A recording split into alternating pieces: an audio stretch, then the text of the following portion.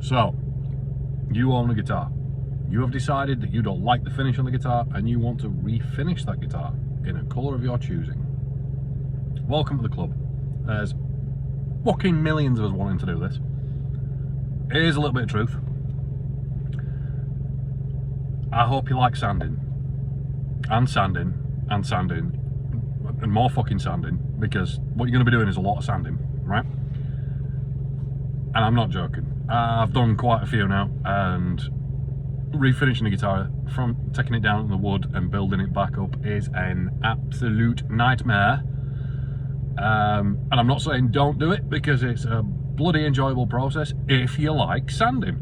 I don't mind sanding. I find therapy in it. But yeah, let me break it down for you. You've got a painted guitar. You want to strip and sand, right? So you can't really put nitromorse or paint stripper on it because you might affect the glue that joins the guitar. Also, I'm told, so I avoid it. Okay? Heat gun. I've not found this particularly effective. Some people have better results than I do with it. So I sand. So we're talking, if you go like a heavy grit sandpaper, 80 grit, it's going to clog the paper up and it's going to gouge the body. So you'll run a possibility of digging into the wood. Okay? So you have to go up a bit. Now, if I'm rough sanding and I just want to blast it off, 120 grit. And I use a lot of it, okay? I can't even count how many pads I use, but it's got to be, I'd say at least 6 per side, easily, 6 per side. And that's if you're lucky and it's got a thin paint job. And you're usually just breaking through. Now, when the grain starts to appear, and you get all excited, it's, oh, there's wood under here. You know what? Yeah, there is wood under there, and you can see grain. But what you can also see is approximately 2 mil of gel coat, which is put on to flush the paintwork before they actually flush the body before they put the paintwork on.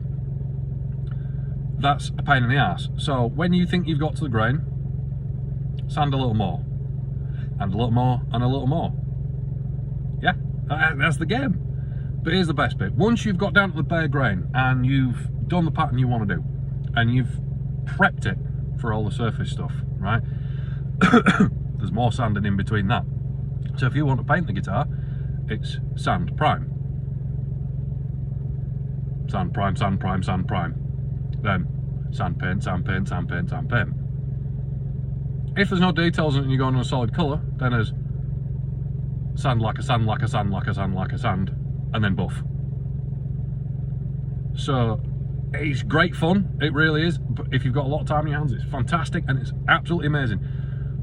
But the reality is, if you want to refinish your guitar, invest heavily in sandpaper, invest heavily in patience or cannabis, and yeah, be prepared to spend a lot of your time rubbing things very hard.